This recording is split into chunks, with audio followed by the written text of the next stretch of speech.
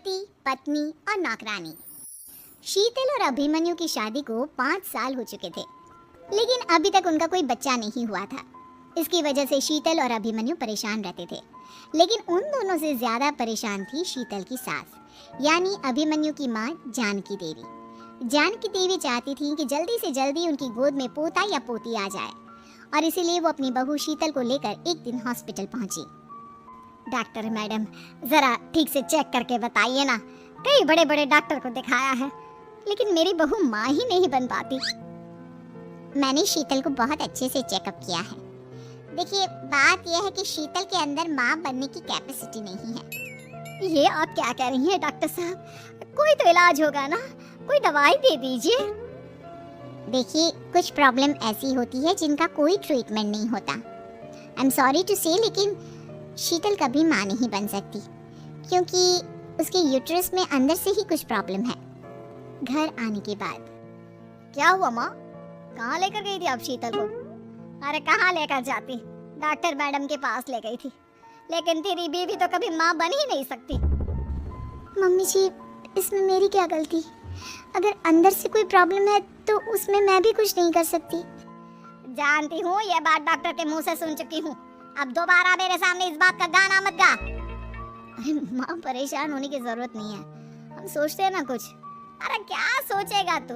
जब डॉक्टर कह चुका है कि तेरी बीवी माँ नहीं बन सकती, तो बता क्या सोचेगा तू? कहाँ से लाएगा बच्चा? माँ, ये तो मैं भी नहीं जानता। अभिमन्यु, क्यों ना हम अनाथ आश्रम से एक बच्चा गोद ले आएं?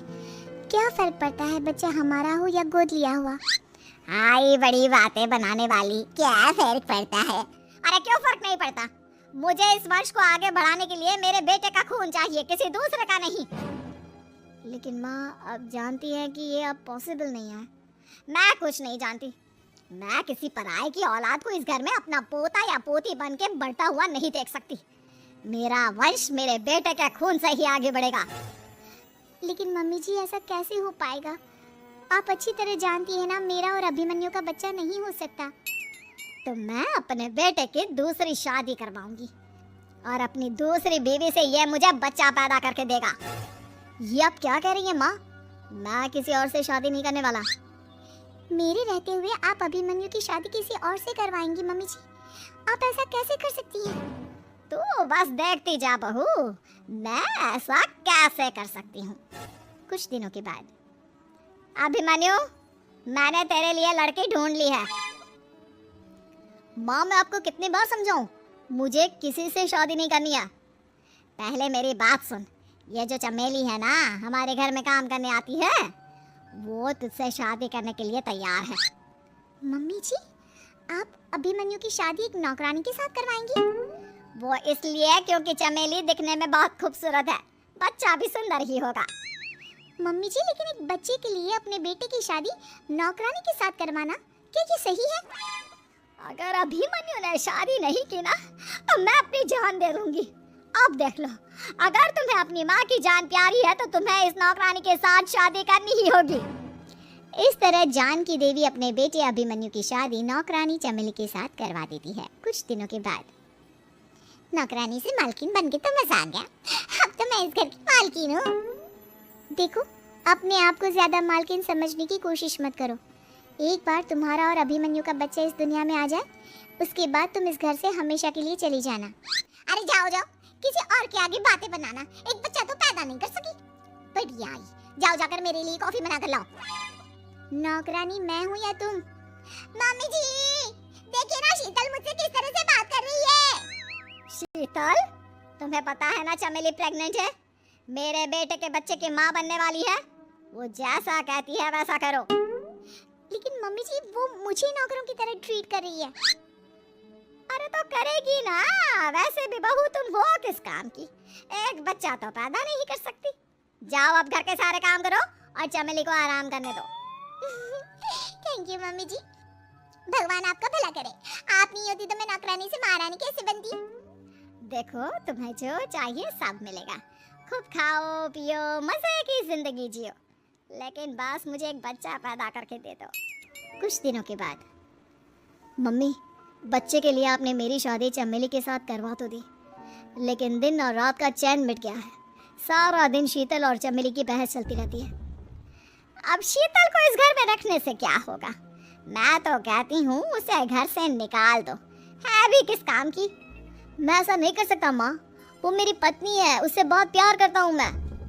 तुम्हारी पत्नी चमेली है, चमेली, उससे प्यार करो। अरे तुम्हारे बच्चे को जन्म देने वाली है वो। अभिमन्यु, मैं खुद ही इस घर से चली जाती हूँ। वैसे भी अपने ही घर में नौकरों की तरह रहकर परेशान हो चुकी हूँ। घर की नौकरानी मेरे ऊपर हुक्म चलाती है, वो तुम्हारी पत्नी बन चुकी है। अब मेरा इस घर में क्या काम? अभिमन्यु के बार बार रोकने पर भी शीतल उस घर से चली जाती है। कुछ दिनों के बाद चमेली एक बच्चे को जन्म देती है। भगवान ने मेरी सुन ली, मेरे बेटे का घर भर गया, उसका अपना बच्चा इस दुनिया में आ गया।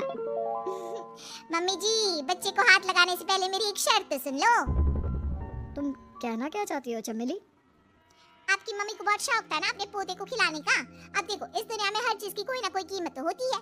तुम अपनी आधी प्रॉपर्टी मेरे नाम कर दो, बच्चा तुम्हारे नाम। अरे लेकिन मैंने अपने बेटे से तुम्हारी शादी करवाई है, अब ये सौदेबाजी कहाँ से आ गई? जो औरत अपनी बहू को घर से निकाल कर एक नौकरानी के साथ अपने बेटे की शादी करवा दे, वो तो सौदेबाजी कर ही सकती है ना। उसका कैसे भरोसा कर सकते हैं? मुझे बस आप लोगों की प्रॉपर्टी चाहिए, उसके बाद ही बच्चे को आप हाथ लगा सकते हैं। मैंने कहा था ना मम्मी, आप गलत कर रही हैं।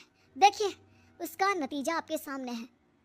जब शीतल को पता चलता है कि अभिमन्यु और चमेली का बच्चा दुनिया में आ गया है, तो वो अपने घर पहुंचती है। अभिमन्यु, कहाँ है आपका बच्चा? क्या मैं उसे देख सकती हूँ? कुछ भी मत पूछो शीतल, माँ की हुई एक गलती हम लोगों पर भारी पड़ रही है। वो नौकरानी अपनी औकात पर आ गई है और अब हमसे अपनी आधी प्रॉपर्टी मांग रही है, वो भी बच्चे के बदले में।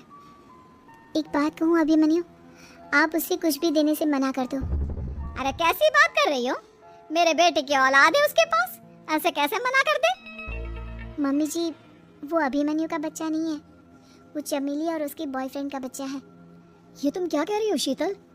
ये देखिए वीडियो, चमेली और उसका बॉयफ्रेंड आपस में बातें कर रहे हैं कि उन दोनों ने मिलकर आपको बेवकूफ़ बनाया है और अब इस बच्चे के बदले आपसे प्रॉपर्टी भी हड़प लेंगे।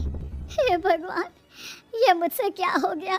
ना तो बच्चा मिला और अपने बेटे की नौकरानी के साथ शादी करवा दी, सो अलग। अब क्या होगा? मुझे माफ़ कर दो शीतल, मेरी वजह से तुम्हें बहुत तकलीफ हुई है। अभिमन्यु, मैंने कहा ना, उस नौकरानी को उसके बच्चे सहित इस घर से बाहर निकाल दो। लगता है मेरे अभिमन्यु का बाप बनने का सपना अधूरा ही रह जाएगा। अभिमन्यु, अपनी मम्मी से कहो कि परेशान ना हो। आपको याद है एक बार हम एक IVF सेंटर गए थे, मैंने फिर से वहाँ जाकर बात की थी और आपको पता है इस बार मैं प्रेग्नेंट हूँ, क्योंकि हमने वहाँ पर प्रोसीजर करवाया था जिसकी वजह से मैं प्रेग्नेंट हो गई थी और इस बात का पता मुझे बस कुछ महीने पहले ही लगा है। हमारा बच्चा इस दुनिया में आने वाला है अभिमन्यु। मुझे माफ़ कर दो शीतल बहू, मुझसे बहुत बड़ी गलती हो गई। कोई बात नहीं माँ, लेकिन अब हमें उस धोखेबाज नौकरानी को इस घर से बाहर निकालना है और इस घर की मालकिन को वापस घर लाना है, वो भी अपने बच्चे के साथ।